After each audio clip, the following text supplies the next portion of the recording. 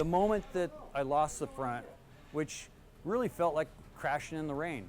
Like you got grip, grip, grip, and then pew, it's gone. Hit the ground, and the first thought in my brain is disbelief. I can't believe that just happened. And my next thought is, I'm like, I hope the bike's gonna be okay.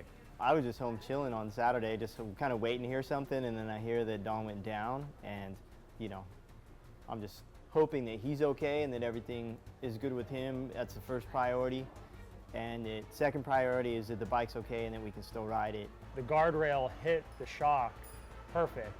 It hit like the worst spot it could possibly hit. We were here Monday morning, just ready to go, and it was worse than we expected. Frame was twisted. It was about an inch out.